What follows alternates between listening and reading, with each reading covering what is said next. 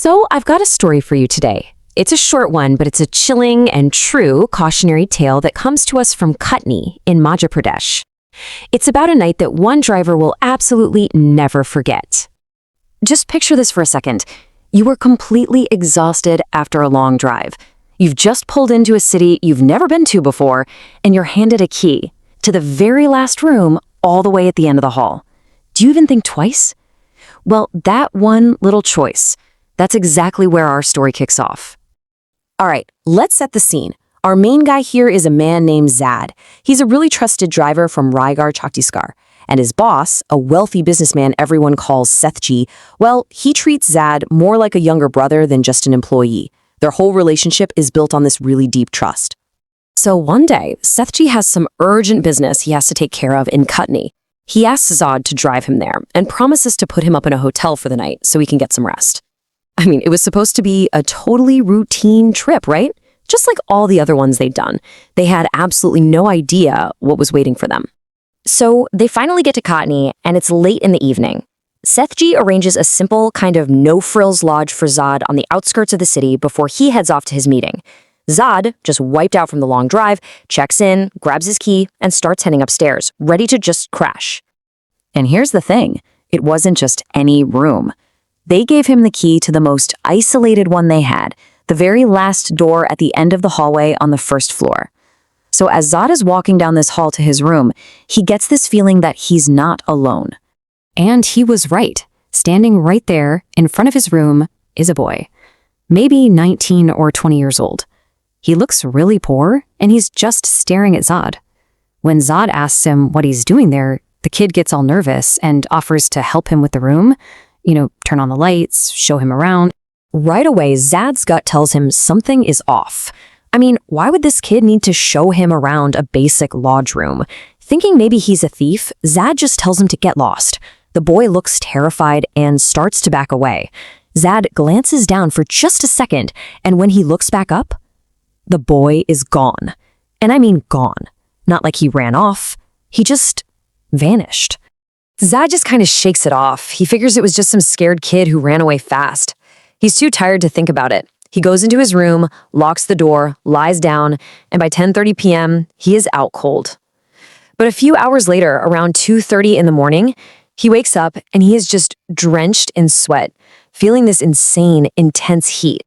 And that's when everything starts to go wrong. First, he looks up and the ceiling fan, it slows down to a dead stop, and then it starts spinning backwards. Then the little night bulb starts flickering like crazy.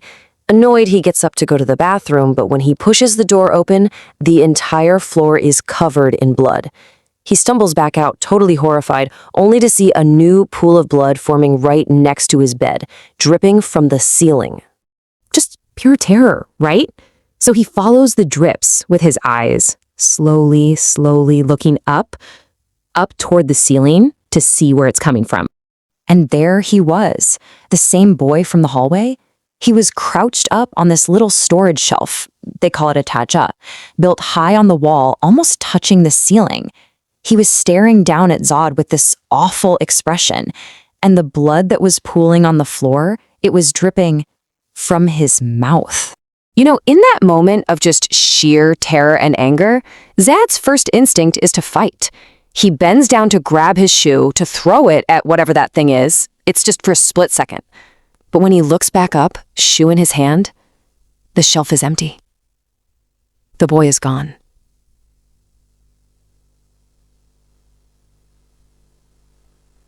Again. And the second the boy disappears, the entire room just erupts. The lights are flashing on and off, the fan is spinning and stopping like it's broken, the windows start rattling violently like there's a hurricane outside, and the bathroom door starts slamming open and shut over and over and over. This wasn't just weird anymore. This felt like an attack.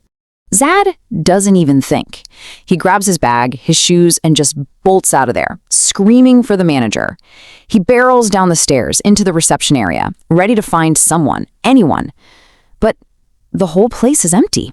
The desk is deserted. The hotel is dead silent. And this chilling realization hits him. He might be the only person in the entire building. Zad spends the rest of that night locked in his car. The next morning, when Setji finds him, they just get out of there as fast as they can. But Setji, he just feels awful about what happened. So weeks later, when he's back in Kutni for business, he decides he has to investigate that lodge. He has to know what happened to his friend. And what he finds out, it's just heartbreaking. About 15 or 20 years ago, a 19-year-old kid who worked at the lodge as a cleaner, he was beaten to death by a guest. In that exact room. And all for some tiny little cleaning mistake. Ever since then, guests have reported seeing his ghost, always offering to help, to show them the room, to turn on the lights. He's stuck in this tragic loop, forever trying to do his job right, just terrified of making another mistake and getting beaten again. So what started as this terrifying ghost story, it actually turns into this deeply tragic one. And you know what? It also gives us a really clear, really practical lesson. Think about it. Zod did everything right. The second he felt that something was off with that boy in the hallway, his guard was up. And when the situation went from weird to dangerous, he didn't stick around asking questions, he ran. The lesson here is so simple. Trust your gut. Your safety, your salamati, is more important than politeness, more important than anything else. But this all leaves us with one last haunting question. Was Zod really being attacked by some evil spirit that wanted to hurt him? Or did he stumble upon the terrified ghost of a murdered boy just trapped in his final moments, replaying his trauma over and over for anyone who would pay attention? What do you think?